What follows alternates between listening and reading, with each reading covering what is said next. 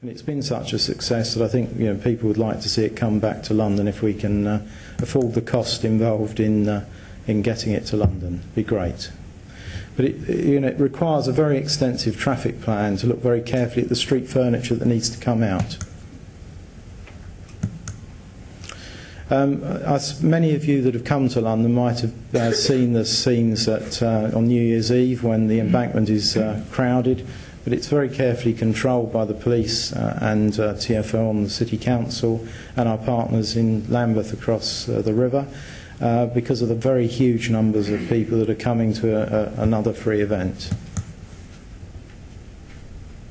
And with the Golden Jubilee celebrations, we had an audience of probably 1 million visitors to central London, absolutely massive.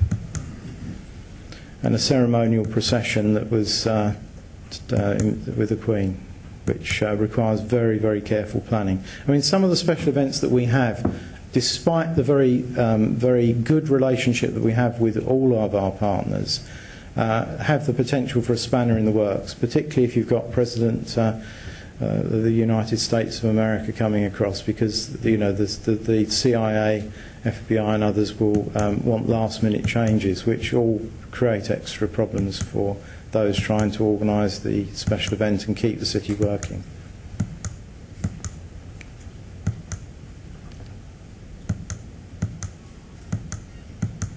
I'm not going to go through all that, sorry. But just you sort of start to see the impression of the huge amount of the extent of the plan. You've got to look at the routes in and out. You've got to plan what's the route for the pedestrian into the event, what's the route out of the event, what are you going to do if you have a major incident, what are you going to do if someone has a heart attack, what are you going to do if the stewards don't turn up, what role is the police going to have? And I think certainly across the country now, the Police National Improvement Review Agency is looking at ways in which the police reduce their involvement in some special events and that they fully recover the costs of a PC, maybe £55 an hour.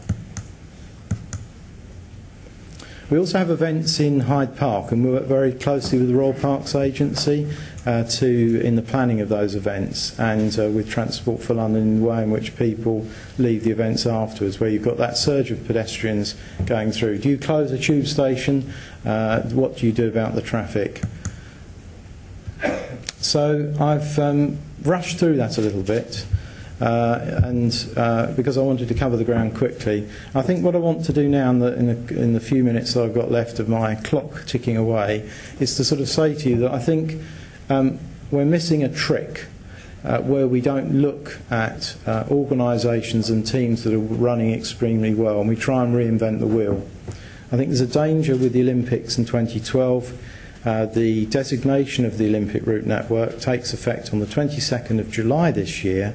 We need to make sure that we work closely with the ODA and TfL and LOCOG to make sure that they tap in to the wealth of knowledge which London boroughs gave to them during the bid stage, have continued to offer to them.